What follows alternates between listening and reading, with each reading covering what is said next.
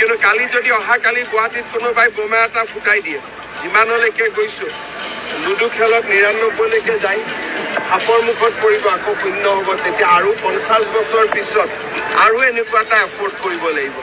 স্বাধীনতাৰ ৭৫ বছৰ পিছত এটা এফৰ্ট হ'ল। মই ভাবোঁ ই বহুত সফল হ'ল।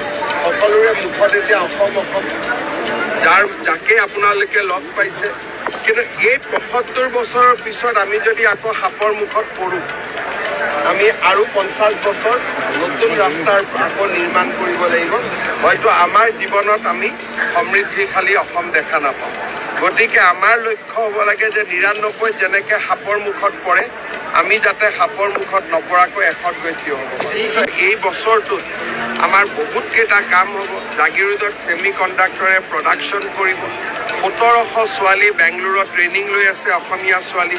তেওঁলোক উভতি আহিব, তেওঁলোকে চিপছ বনাব। এই বছৰত প্ৰথমবাৰৰ বাবে পেপচিৰ আলুৱে অসমত চিপছ হ'বগৈ। এই বছৰত ফেক্টৰী ইনগ্ৰেশ্যন হ'ব।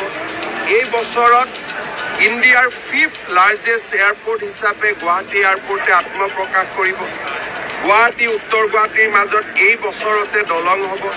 এই বছৰতে নুমলীগড়ত বায়' ৰিফাইনেৰী হ'ব। এই বছৰতে নামৰূপত ইউৰিয়া কাৰখানাৰ কাম আৰম্ভ হ'ব। গতিকে মই ভাবোঁ যে ২০২৫ চন আমাৰ বাবে এটা ডিফাইনিং ইয়াৰ হ'ব।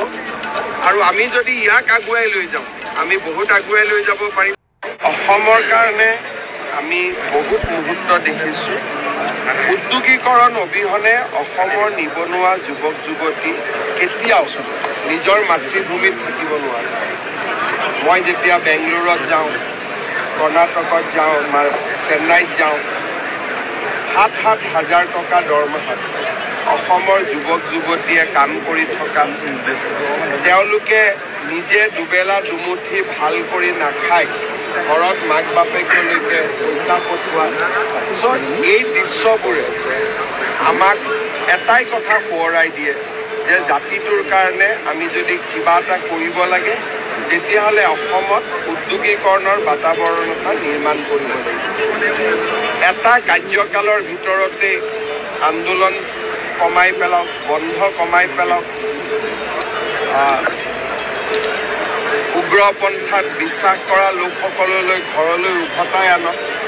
আৰু সেই এটা কাৰ্যকালৰ ভিতৰতে সকলো ঘটনাক অতীত বুলি মানুহৰ মাজত এটা ধাৰণাৰ সৃষ্টি কৰি উদ্যোগীকৰণৰ পৰিৱেশ এটাও নিৰ্মাণ কৰা। অসম্ভৱ আছিলে যে ৩.৫ বছৰত ইমানবিলাক কৰা সম্ভৱ নাছিল। কিন্তু নৰেন্দ্ৰ মোদী ডাঙৰীয়াৰ প্ৰেৰণাত আৰু অসমবাসীৰ আশীৰ্বাদত আজি আমি এটা এনেকুৱা মুহূৰ্তত উপস্থিত হ'লোঁ যে ইয়াৰ পৰা অসমে নতুন দিনলৈ যাত্ৰা আৰম্ভ কৰিব পাৰে। লেইড এ ফাউণ্ডেশ্যন, আমি এটা নতুন অসমৰ এটা নতুন বুনিয়াদ নিৰ্মাণ কৰিছোঁ। ইয়াৰ পৰা মই আশা কৰোঁ যে অসমৰ যুৱ প্ৰজন্মই অসমক আগুৱাই লৈ যাব।